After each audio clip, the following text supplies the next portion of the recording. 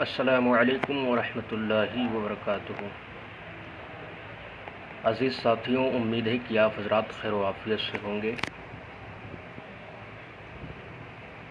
چلیے دیکھتے ہیں جواہر المنطق کا اگلا سبق، تصور اور تصدیق کا تفصیلی بیان۔ آپ پڑھ رہے تھے، ہم نے یہاں تک پڑھ لیا تھا اس قضیہ میں سرکار مصطفیٰ صلی اللہ علیہ وسلم کی ذات اقدس محکوم علیہ رحمۃ للعالمین محکوم بھی ہے، یہاں تک ہم نے پڑھ لیا تھا۔ اب اگلا سوال ہے کہ سوال قضیہ مذکورہ بالا کے محکوم علیہ اور محکوم بھی کی صورت ذہنیہ کو آپ نے سادہ نہیں کہا اور نسبت ایجابیہ کی صورت ذہنیہ کو سادہ کہا، ایسا کیوں؟ سادہ نہیں کہا اور سادہ کہا، ایسا کیوں؟ مطلب یہ ہے کہ انہوں نے محکوم علیہ جو مبتدا کی جگہ میں ہے، محکوم بھی جو خبر کی جگہ میں ہے، ان کے ساتھ آپ نے اذعان وغیرہ کی قید نہیں لگائی، لیکن آپ نے جو نسبت خبریہ ہے، یعنی وہ نسبت جو محکوم علیہ اور محکوم بھی دونوں کو آپس میں جوڑتی ہے، یا وہ رابطہ یا وہ نسبت جو محکوم علیہ اور محکوم بھی کو آپس میں جوڑنے کے بعد خبر دیتی ہے، وہ نسبت، اس کو آپ نے اذعانی اعتقادی قرار دیا۔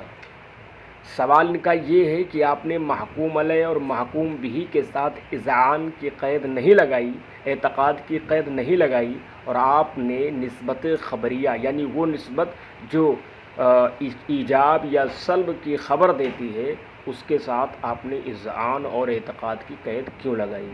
اسی وجہ سے انہوں نے سادہ اور غیر سادہ کہا ہے۔ سادہ کا مطلب یعنی آپ نے صرف اور صرف محکوم علیہ اور محکوم بھی ہی کہا، اور جو ہے نسبت کے ساتھ آپ نے اذعان یعنی غیر سادہ مطلب یعنی اس کے ساتھ آپ نے اذعان کی قید لگا رکھی ہے۔ تو یہ ان کا سوال ہے۔ اب جواب دیتے ہیں صاحب کتاب، فرماتے ہیں حقیقت یہ ہے کہ محکوم علیہ اور محکوم بھی کی صورت ذہنیہ ہمیشہ سادہ ہی رہتی ہے، ہمیشہ سادہ ہی رہتی ہے۔ سادہ سے کیا مطلب؟ سادہ سے مراد یہ ہے کہ اس کے ساتھ اذعان اور اعتقاد کا حکم نہیں لگایا جاتا ہے۔ آپ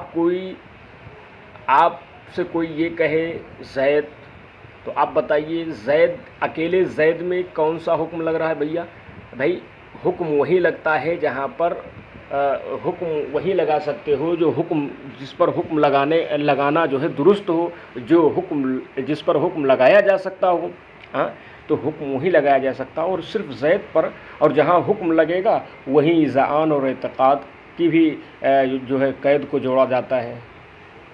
تو جہاں حکم ہی نہیں، تنہا زید میں کیا حکم لگا دو گے آپ؟ تنہا عالم میں کیا حکم لگا دو گے آپ؟ یعنی تنہا زید یہ محکوم علیہ، یہاں پر آپ کیا حکم لگا دو گے؟ تنہا عالم یہ محکوم بھی، آپ یہاں کیا حکم لگا دو گے؟ جب ان دونوں پر تنہا حکم ہی نہیں لگ سکتا تو آپ ان کے ساتھ اذعان اور اعتقاد کی قید کیسے لگا سکتے ہو؟ ٹھیک ہے، وہی یہ سمجھانا چاہے ہیں۔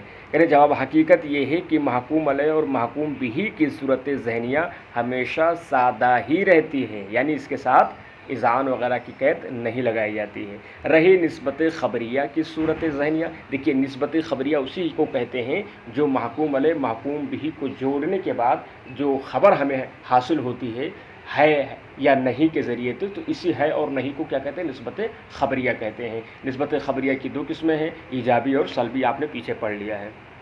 کہہ رہے رہی نسبت خبریہ کی صورت ذہنیہ، تو کبھی وہ سادہ ہوتی ہے، تو کہہ رہے اس وقت تصور ہوگی اور کبھی اذعان ہوتی ہے۔ کہہ رہے رہی نسبت خبریہ کی صورت ذہنیہ، تو وہ کبھی سادہ ہوتی ہے تو اس وقت تصوری ہوگی اور کبھی اذعانی ہوتے، یعنی یہ کہہ رہے ہیں کہ نسبت خبریہ کی نسبت خبریہ جو ہے نسبت خبریہ کی صورت جو ہے جو ذہن میں چھپتی ہے، نسبت خبریہ کی صورت ذہنیہ تو کبھی سادہ ہوتی ہے، ٹھیک ہے، تو جب سادہ ہوگی تو اس کے ساتھ جو ہے اذعان اور اعتقاد کی کا قید نہیں لگائیں گے۔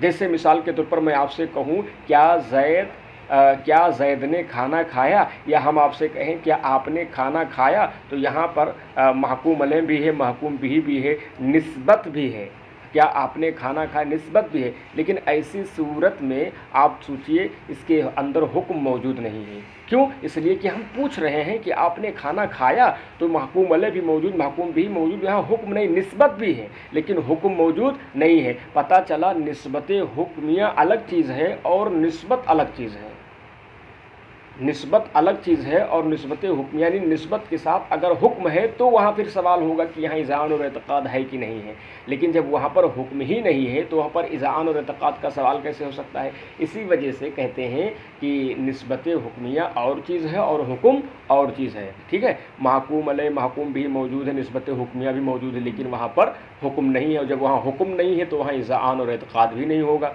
ٹھیک ہے۔ یہ ضروری ہے کہ جو ہے اذعان اور اعتقاد کے لیے وہاں حکم ہو، لیکن یہ ضروری نہیں کہ جہاں حکم ہو وہاں اذعان اور اعتقاد ہی ہو، کیونکہ حکم کے اندر بھی کبھی کبھی شک و شبہات پیدا ہو جاتے ہیں، اس وجہ سے یہ ضروری، لیکن عام طور پر ایسا ہی ہوتا ہے کہ جہاں حکم ہوتا ہے وہیں اذعان اور اعتقاد ہوتا ہے۔ تو کیا سمجھے آپ کہ جہاں حکم ہوگا وہاں پر اذعان اور اعتقاد ہو، یہ ضروری نہیں ہے، لیکن جہاں اذعان اور اعتقاد ہو وہاں پر حکم کا ہونا یہ کیا ہے؟ ضروری ہے۔ تو یہ کہہ رہے ہیں کہ نسبت تو ہے لیکن وہاں پر وہ نسبت سادہ ہے، یعنی اس کے ساتھ جو ہے اذعان اور اعتقاد کی قید نہیں لگی ہے، تو ایسی صورت میں اس نسبت کو ہم تصور ہی کہیں گے۔ وہی یہ کہہ رہے ہیں کہ رہی نسبت خبریہ کی صورت ذہنیہ تو کبھی وہ سادہ ہوتی، اس وقت تصور ہوگی، یعنی وہ نسبت، اور کبھی اذعانی ہوتی ہے، یعنی کبھی اس کے اندر اذعانی ہوتی ہے۔ جیسے ہم نے کہا زید ہمارے روم کے باہر کھڑا ہے نا، اب ہم گئے، ہم نے آپ سے کہا زید ہمارے روم کے باہر کھڑا ہے، آپ گئے اور ہمارے روم کے باہر آپ نے دروازہ کھولا اور باہر دیکھا کہ واقعی میں زید کھڑا ہے، تو ہم نے جو یہ زید کی طرف کھڑے ہونے کی جو نسبت لگائی، یہ نسبت اب آپ کے سامنے ایسی ہے کہ اس کے اندر کوئی شک و شبہ نہیں، حکم بھی ہے، حکم کے ساتھ ساتھ یہ نسبت اذعانی اور اعتقادی یعنی یقینی طور پر زید کھڑا ہے، تو اب اسی صورت میں اس نسبت کو تصور نہیں بلکہ کیا کہیں گے؟ تصدیق کہیں گے۔ وہ کہہ رہے کبھی اذعانی ہوتی ہے تو اس وقت اسے تصدیق کہیں گے۔ اذعانی مطلب اعتقادی یعنی حقیقت میں ہوتی ہے، نفس الامر میں ہوتی ہے۔ تو جب ایک نسبت خبریہ سے دو طرح کی صورت ذہنیہ متعلق ہیں، ابھی آپ نے پڑھا ایک نسبت خبریہ اگر اس کے ساتھ اعتقاد اور اذعان نہ ہو تو وہ تصور ہے، اور اگر وہی نسبت خبریہ کے ساتھ اذعان اور یقین ہو تو اسی کو تصدیق کہہ رہے ہیں، وہی کہہ رہے ہیں۔ تو جب ایک نسبت خبریہ سے دو طرح کے صورتیں ذہنیہ متعلق ہیں تو ان کے آپس میں فرق ظاہر کرنے کے لیے ضرور ایک صورت ذہنیہ کو سادہ اور دوسری صورت ذہنیہ کو اذعانی بتانا ہوگا۔ سمجھ گئے؟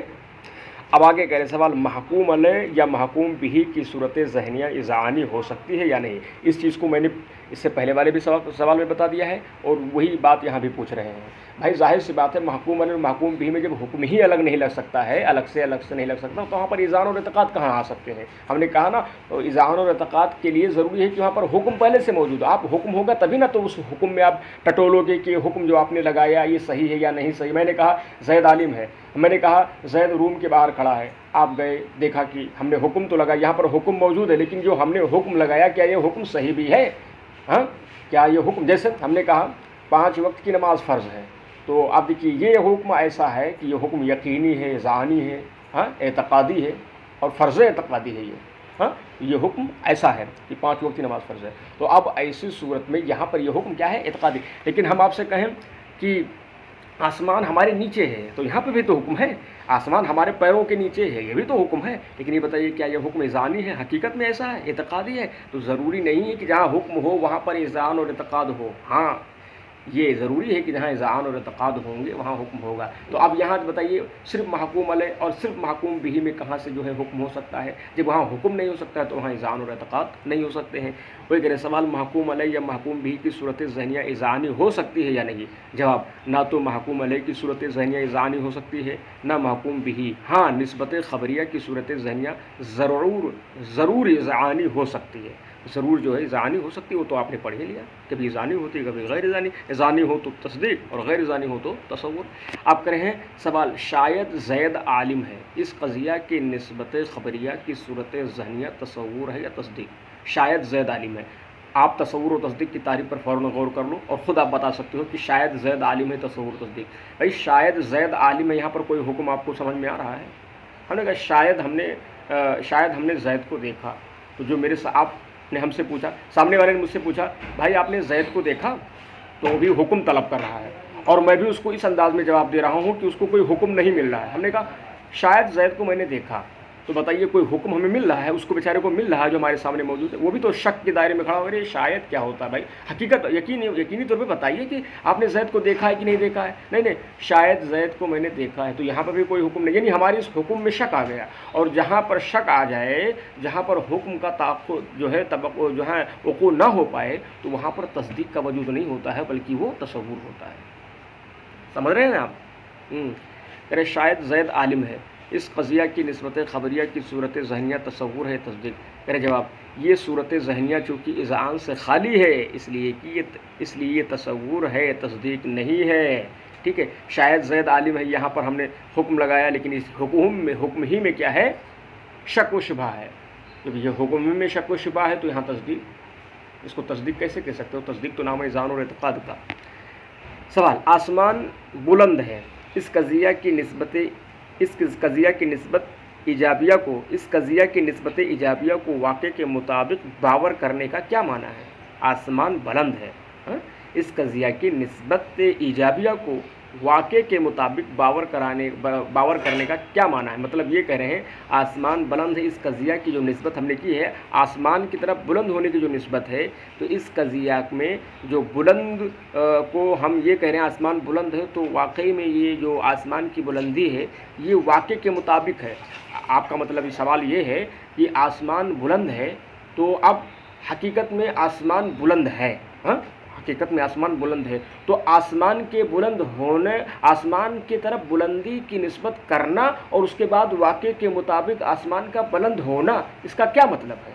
کیا کہنا چاہ رہے ہو آپ؟ کہہ رہے ہیں جواب جس طرح تمہارے ذہن میں آسمان کے لیے بلندی کی ثبوتی نسبت حاصل ہے، بھائی ظاہر سی بات ہے ہمارے ذہن میں نا کہ آسمان بلند ہے، وہ کہ جس طرح تمہارے ذہن میں آسمان کے لیے بلندی کی ثبوتی نسبت حاصل ہے، ثبوتی مطلب یعنی آسمان بلند ہے، یہ ثابت ہے، یوں اگر تمہارا ذہن تسلیم کر لے کہ واقع میں بھی آسمان کے لیے بلندی ثابت ہے، تو اس تسلیم کا یہ معنی ہے کہ تم نے آسمان بلند ہے کی نسبت ایجابیہ کو واقع کے مطابق باور کر لیا ہے۔ یعنی یہ کہنا چاہ رہے ہیں کہ جیسے ہم نے کہا آسمان بلند ہے، تو اس کا کیا مطلب ہے؟ یعنی واقع کے مطابق ہونے کا کیا مطلب ہے؟ واقع کے مطابق ہونے کا کیا مطلب ہے؟ ہم نے اس کو بہت پہلے ہی بتایا ہے، اور یہاں پہ بھی شاید یہ حضرت ذکر کر رہے ہیں تو اس کو بھی میں واضح کر دے رہا ہوں کہ آسمان بلند ہے، یہ واقع کے مطابق ہونے کا کیا مطلب یہ کہ ہم نے کہا آسمان بلند ہے، پھر ہم نے دیکھا کہ واقعی میں آسمان ہمارے سروں کے اوپر ہے، بلند ہے کہ نہیں ہے،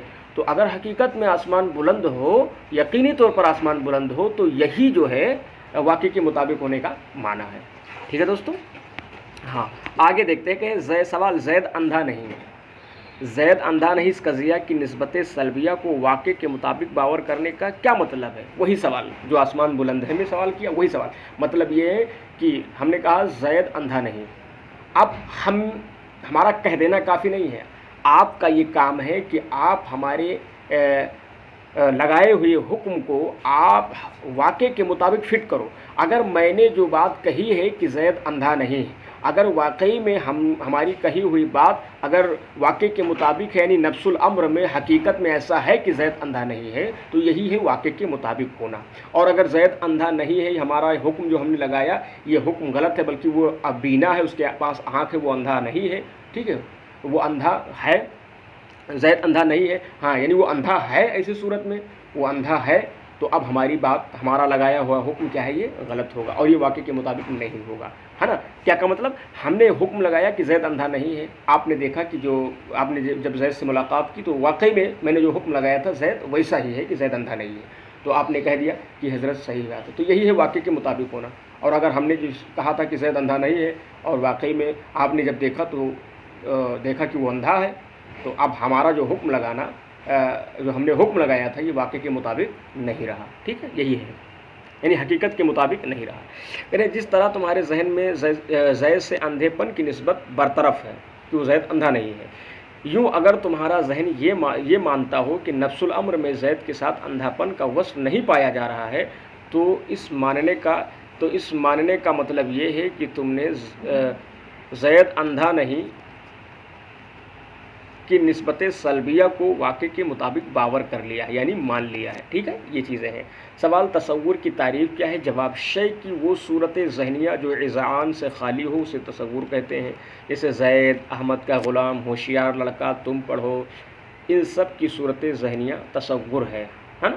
یہاں پر حکم نہیں ہے، اذعان نہیں ہے، اعتقاد نہیں ہے، تو یہ تصور ہی ہوگا۔ سوال، تصدیق کی تعریف کیا ہے؟ جواب، نسبت خبریہ کی وہ صورت ذہنیہ جو اذعان ہو، یعنی جس میں اعتقاد ہو، یقین ہو، اسے تصدیق کہتے ہیں۔ مثلا نماز فرض ہے، ہاں بھائی نماز فرض ہے، اس میں کوئی شک ہے نہیں ہے، یقین ہے، یعنی جو ہم نے فرض ہونے کا حکم لگایا ہے نماز کی طرف، یہ یقینی ہے، تو یہ کیا ہے؟ تصدیق ہے۔ سورج کالا نہیں ہے، یہ بھی حقیقت ہے نا۔ ان قضایا کی نسبت خبریہ کا اذعان تصدیق ہے۔ چلیں بس کرتے ہیں انشاءاللہ تعالیٰ، آگے پھر موقع ملا تو آپ کی خدمت میں حاضر ہوں گے۔ السلام علیکم ورحمۃ اللہ۔